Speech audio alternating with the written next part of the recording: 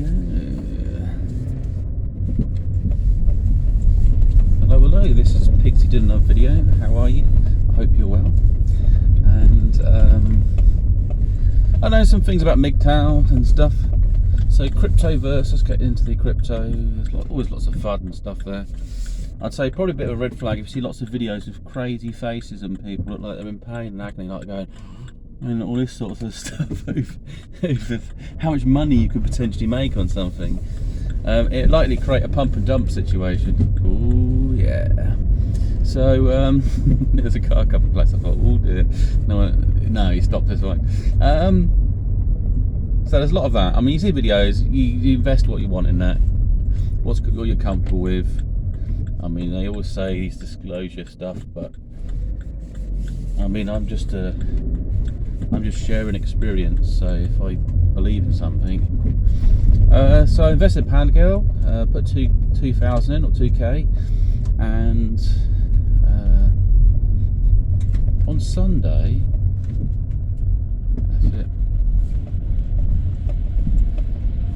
Dodge that.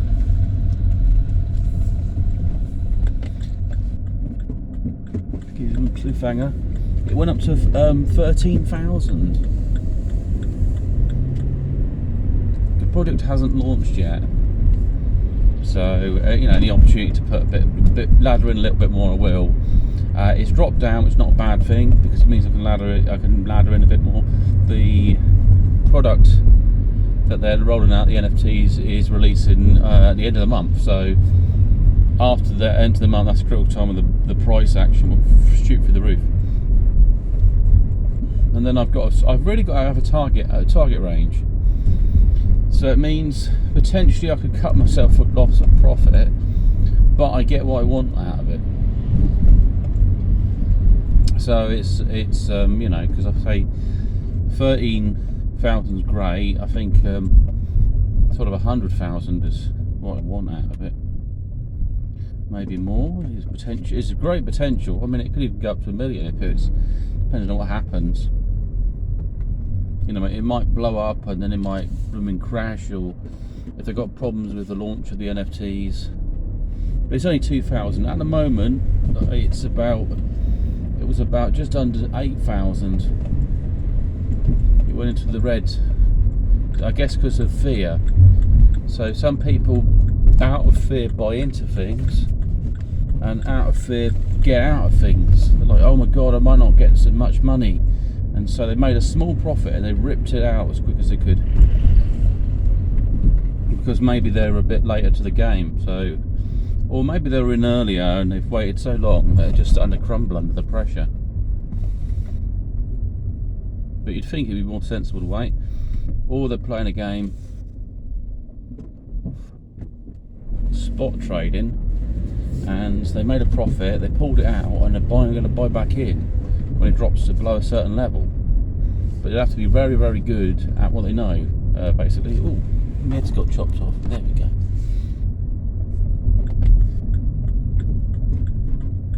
It's a bit wobbly, it's a bit messy, isn't it? Ooh, okay.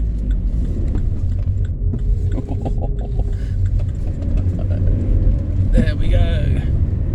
That's madness. It's madness, mate. Yeah, so you can play the game, but you could lose out. And I'm not really into spot trading because it's like you're looking at a charts all the time, know exactly what's going on, a bit of a gut feeling, and you know, like I was going to drop in prices, go get some money. But there's also a buy-in and buy-out tax, and so you have to make sure you're well above 15% of whatever you're going to pull out. So it would be fine at the moment. You know, if it went to 13 and I cashed in on that, because it dropped down to about 8, so I would at least would have got a profit if I bought back in now. But just flipping it is a little bit tricky. Anyway, so yeah, so potentially make a lot of money, and then from there there's going to be some comb finance I'm quite interested in. I think it's secure. I could buy into it, lock it up for 2 years and get a 200% interest on some money, so whatever I put in, and get my money out at the end of 2 years. They've also got some of these like node pod things that will pay out 2% a day, so you know, pay whatever, and 2% in like Ethereum, Bitcoin, or Phantom, so they're quite interesting. The other stuff in MGTOW, we'll look into other stuff in MGTOW, is yeah, it's just like alternative relationships. So I looked at some sort of S&M thing, something I was writing to, and I thought, is this what I want? I mean, it's nice that somebody's like submissive and all these other things, but it'd be so heavily sexually whatever. It's just too. It might be a bit too much for what I would want. You know, you want to be desired. It's a bit like chocolate. I like chocolate, but I don't want to eat it every day.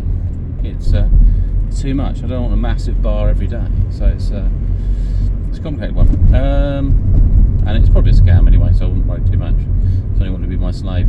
I was thinking it could actually be good therapy for some people I see. I was watching some women that are all sort of bent out of shape over toxic relationships gone wrong and stuff. Maybe they'd be better off having a bondage session. Might get it out of the system, or giving somebody else a bondage session. Who knows? I don't know. It's just like all sorts of things. My thing's moving around a bit, but I'm not worried too much. Distract myself. There's loads of vehicles today. It's some areas it's quiet, some areas it's full. It's bizarre, to be honest. There we go again. That's better. I have to tighten it up. So yeah, I mean, there's different things there. There's lots to learn about it. There's also like submissive positions. So you get someone to kneel. You don't really think about it, but if you put somebody in a position, this is why royalty will sit above you, you know, on these thrones, and they've got to be above you to reinforce a sort of submissive posturing by yourself. And so it's very clever. So they've got positions where they make people compromised, and it makes them think in a particular way. So there's a way of training people. There's things like putting wedding bands on and other forms of jewellery. It's just really a bondage of sort of slavery. So you could, you know, I know we put rings on, but you could put a necklace on someone and say that they have to wear it. And the idea of wearing it is you don't take it off. So it like I say, you're selling a part of your soul to this person, I guess. A soul binding. And that's why typically men didn't always wear rings. So they didn't have to. Because the idea is that they would be I don't know, they would be questioned, like they're some sort of higher authority. Maybe the idea of cheating, you know, didn't, or either that it didn't matter at all. I don't know. So I don't know. But for me, I think probably international dating. I'd rather find someone different. And I'm seeing a lot of stuff where people are quite, you know, women are quite toxic. Some of the things like I deserve this and all this sorts of unquestionable entitlement and thinking. Like I've got 3 kids and I want an alpha and all this sort of stuff. And you think, do you understand psychology? And I don't want to be rude, but there's delta, there's beta, there's gamma, there's sigma males, there's alpha males. You know, you can't have a bunch of alphas, otherwise the offspring of that is they just be fighting amongst each other. And then some of the other types would compromise themselves because the value of being in love is much more. However, the person that they fall in love with won't actually have the same connection. They won't be in love with them because they settled for something they think below them. And then there's also the psychology of women. Are they all alphas? Or are they submissive? So what are they? They need to explore that that sort of paradigm. I think there's basically people of a mixture of switch and dom in a lot of ways. And if they're not, they should work on them.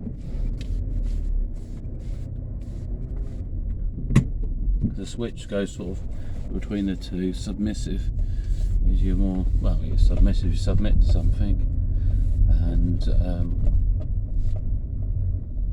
the dom is you kind of take authority or action or control over something. Anything else to finish the videos off? Not really. Have fun, enjoy this lovely weather wherever you are, and I'll speak to you soon. Bye.